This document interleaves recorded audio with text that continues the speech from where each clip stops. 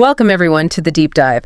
Today, we're heading into a bit of a darker territory, looking at some true crime from Japan. Now, Japan has this global image of being incredibly safe. Absolutely. One of the safest places, statistically. But even there, some truly disturbing crimes happen. And what's maybe even more unsettling is how many remain, well, completely unsolved. So we've gathered some information on 3 really chilling stories today. These aren't just quick headlines.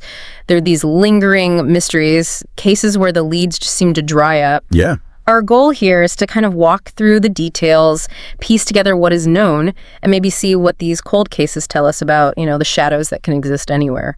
And it's that contrast, isn't it? The perception of safety shattered by something so brutal, so inexplicable. Exactly. Whether it's the sheer randomness or the calculated nature of the crime, the lack of answers is what really sticks with you. Okay, let's start with the first one. We're going back to May 23rd, 1979. The place is Nagaokakyo, kind of a quiet city. We have 2 friends, Keiko Mizuno, she was 32, and Aiko Akashi, 43. Both housewives, they'd just finished a morning shift at a local supermarket. Their plan was pretty simple. Hop on their bikes, ride a couple of kilometers to Noyama Mountain. It was a popular spot. Right. They were going to gather wadabi. It's a type of fern used for making mochi, I think. Yeah, kind of mountain vegetable, often used in traditional desserts or side dishes.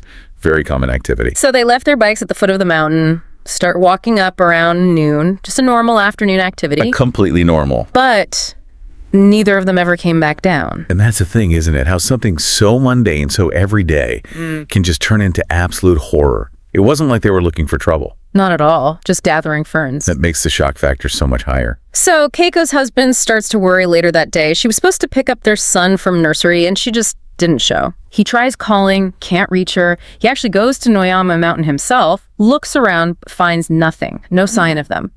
It wasn't until 2 full days later, May 25th, that their bodies were discovered. Found in a pretty heavily wooded area, maybe only 10 meters apart from each other. 2 days. That's a long time to be missing in such a specific location. And the way they were found, it's pretty grim. Keiko had been stabbed a lot, over 50 times. 50 times? Wow. With a kitchen knife, apparently. It was actually left in her chest, punctured her lungs, other organs, and she was undressed from the waist down. Her clothes were found nearby. But Aiko, the other woman, was different. She'd been strangled. Her clothes weren't disturbed at all. Okay, so different methods. That's immediately interesting. And on Aiko, they found traces of bodily fluid. Testing showed it was O-type blood. O-type blood. Which is, well, it's the most common blood type in Japan, right? So it's a clue. Yeah. But maybe not as helpful as you'd hope. Exactly. Doesn't exactly narrow it down much. And the different causes of death stabbing versus strangulation, it raises questions. Was it one attacker in a shifting state of frenzy? Or, could there have been more than one person involved? But before the actual killing blows, both women suffered similar, really severe injuries. Repeated punches, kicks, lots of broken bones, bruises. Okay. Aiko's liver had actually ruptured from the beating. The investigators thought whoever did this must have been strong, maybe even had some martial arts training. So extreme violence inflicted on both before the final act. Yes. And here's maybe the most horrifying detail. Yeah. Both women's Achilles tendons had been sliced right through to the bone. Oh, wow. So they couldn't run? Couldn't escape? Exactly. It likely happened very early on in the attack, immobilized them completely, left them totally at the mercy of their attacker. That detail, slicing the tendons, that feels incredibly calculated. It speaks to control, maybe sadism. It's not just about killing. It's about disabling. Terrifying. And then there's the note. Inside Aiko's jeans pocket, they found this crumpled supermarket receipt. On the back, written kind of sloppily, like in a rush, in Aiko's handwriting, was this message. "We're being followed. Please help us. This man is a bad person." Oh my God. She managed to write that. Apparently. The only thing missing from the scene, the pencil she must have used. Nothing else was taken. No robbery. So not a robbery, just violence and that note, was she trying to drop it? Or just leave a final clue? The sloppiness, you could just feel the terror. It seems like the work of an opportunistic sadist, doesn't it? The police did follow some leads, of course. There were these two young construction workers, K and M they were called, seen rushing down the mountain around the time it likely happened. Okay. One of them, K, apparently did karate, so that fit the strength profile, but they were questioned and eventually cleared. Right. Other people were on the mountain too. Like 6 days before the murder, someone saw this middle-aged guy described as a salaryman type, office worker clothes. Polo shirt, office shoes, not exactly hiking gear. Right. He was seen talking about Wadabi with some woman, and near where the bodies were found, police found footprints that matched shoes without tread, like office shoes might have. Interesting. That's a weird detail that seems to connect. And even further back, in 78, there was an incident. A man with a, 30-centimeter blade harassed a woman on that same mountain, Noyama, only about 300 meters from the murder spot. Okay, so a history of unsettling incidents in that area. Yeah, they released a sketch of that guy, but he was never identified. Could he be the salaryman? Could he be the killer? We just don't know. Yeah. And there were even possible links to other cases nearby. A woman named Akiko Maeda vanished in 78 while jogging just 10 kilometers away, left a blood trail suggesting she was dragged into a car. Right. Then 5 years after Keiko and Aiko, almost to the day, another woman, Kyoko Kenoshita, 48, was stabbed to death in her home, same city. And the connection. O-type blood was found at her scene too. And get this, she worked at the exact same supermarket as Keiko and Aiko. Wow. Okay, that feels significant. There was a rumor she might have even been on the mountain with them that day, but no proof. Still, her case is also unsolved. So you have this cluster. Same area, same workplace, similar circumstances, O-type blood, but still no answers. It highlights how connections can sometimes just be coincidence, maybe? Or perhaps something deeper that was just never uncovered. It's incredibly frustrating. So many threads, but none lead to a solid conclusion. Okay, let's shift gears to our second case. This one takes us to 1985. Japan's streets, then and now, are famous for vending machines, right? They're everywhere. Absolutely. Convenience is king. But in 85, that convenience turned deadly.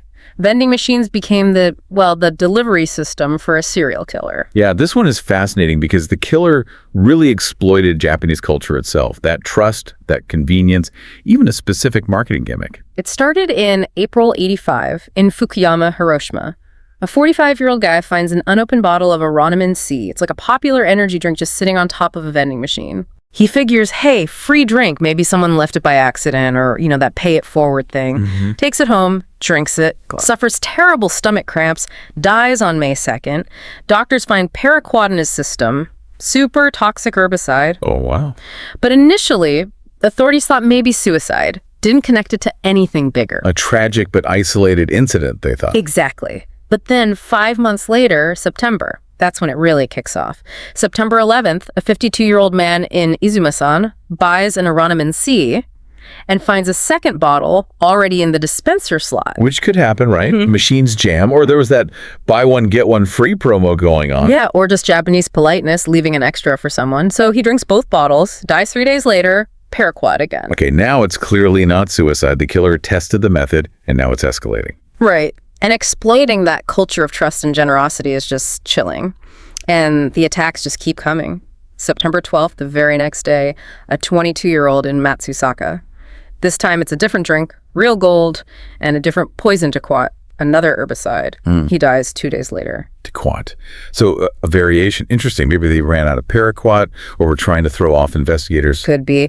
Then September 19th, victims in Echizen and Miyakanojo both drank abandoned sodas, both died. More victims in October. Just spreading across the country. Yeah, the media finally picks up on it. People start getting scared, avoiding vending machines. The poisonings finally stop in November. But not before claiming more lives. 2 more. A 48-year-old man in Saitama, and then a 17-year-old girl in the Kodama district. She was the only female victim. The only female. That's a potentially significant detail. The government put up warning signs everywhere. Manufacturers changed bottle caps to make tampering harder, but catching the killer, almost impossible. All victims but one got paraquat. The method was consistent. Leave poison bottles, usually in quiet areas.